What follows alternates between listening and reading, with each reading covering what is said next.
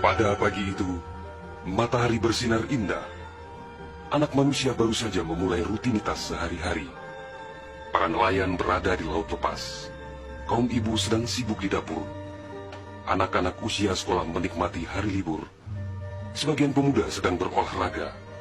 Sebagian lagi bersiap-siap menuju pantai untuk rekreasi. Para buruh bangunan sedang bekerja. Suasana pasar hiruk-pikuk dengan berbagai transaksi. Burung-burung baru saja meninggalkan sarang. Tiba-tiba pukul 7:58 waktu Indonesia Barat, hari Ahad, 26 Desember 2004, bumi Serambi Mekah berguncang dahsyat.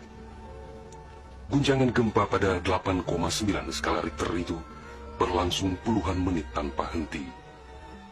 Bumi bergerak ke bawah dan ke atas, ke kiri dan ke kanan, berayun-ayun terus-menerus. Orang-orang berlari keluar rumah, berkumpul di jalan-jalan dan lapangan terbuka. Mereka seperti berada dalam tampi. Kepala terasa pusing, sehingga banyak yang terjerembab ke bumi. Suara azan Allahu Akbar berkumandang dari menara-menara masjid dan menasa. Suara zikir pun membahana di mana-mana. Jutaan mulut manusia melafazkan asma Allah dan Rasulullah secara terus-menerus. La ilaha illallah, Muhammad Rasulullah.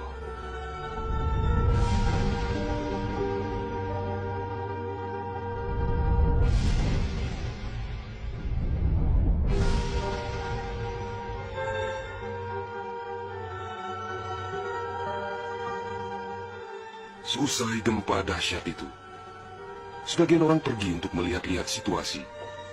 Karena terbetik kabar bahwa di tempat tertentu ada bangunan yang rubuh, ada tanah yang terbelah, dan ada pula rumah yang ditelan bumi.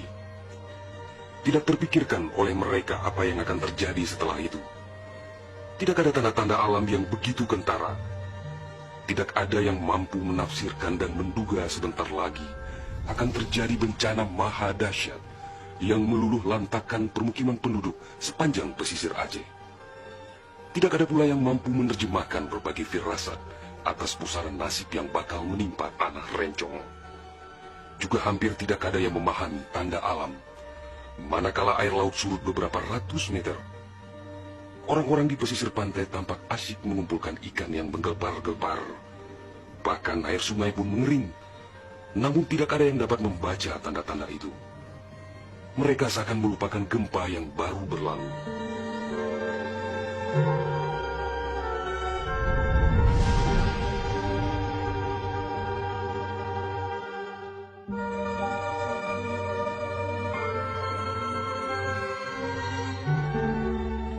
Di berbagai tempat, orang-orang sibuk memperbincangkan gempa sangat dahsyat itu yang belum pernah mereka alami.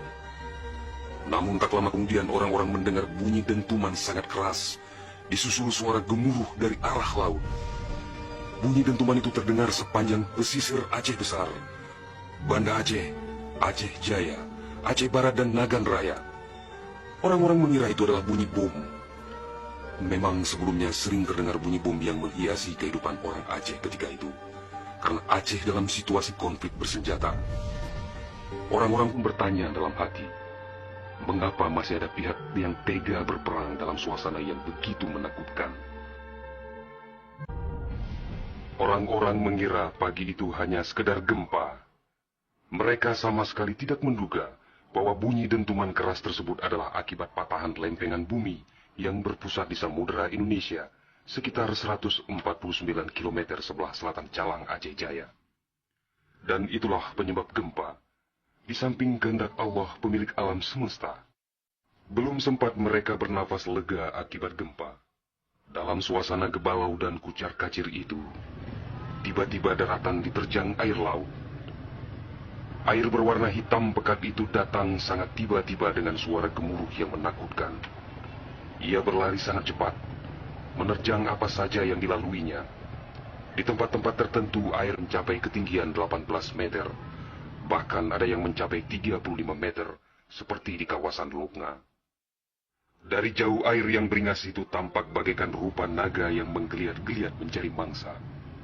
Air dengan kecepatan 900 km per jam itu bagaikan bulldozer yang melumut apa saja yang ditemuinya.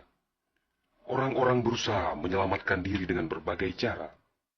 Namun hampir semua orang, hewan-hewan, benda-benda, rumah, lakbatat kaye bate, digulung air itu tanpa kecuali.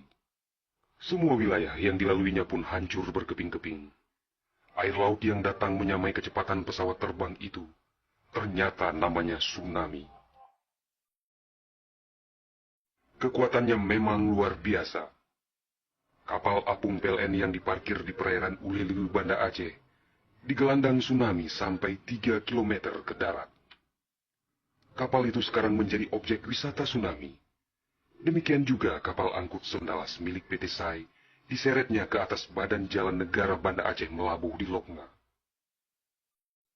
Kapal-kapal nelayan ukuran besar yang diparkir pelabuhan ikan di Lampulo, Banda Aceh, banyak yang terdampar ke pusat kota. Termasuk mesin cetak harian Serambi Indonesia dikerungcut di bawah tsunami sejauh 1 km. Kendaraan roda 4 hancur tak berwujud. Rumah dan toko-toko serta bangunan lain yang kokoh pun hancur lebur rata dengan tanah. Semuanya di luar dugaan manusia, seakan sebuah mimpi buruk yang sangat langka. Setelah kira-kira 15 menit air laut itu beraksi, suasana pesisir Aceh pun lengang, sunyi, sepi, senyap, dan hening yang tak bisa dilukiskan dengan kata-kata. Sebagian besar permukiman penduduk rata dengan tanah, seakan instrumentalia kehidupan telah berakhir sampai di sini. Ratusan ribu orang nelangsa, teduk tesepuh, telok menjaro, teingat kedro hanaledaya, atau terduduk lunglai bersilang tangan, mengingat nasib tiada berdaya. Tsunami yang diakibatkan gempa tektonik itu juga melanda Malaysia, Thailand, India, Maladewa,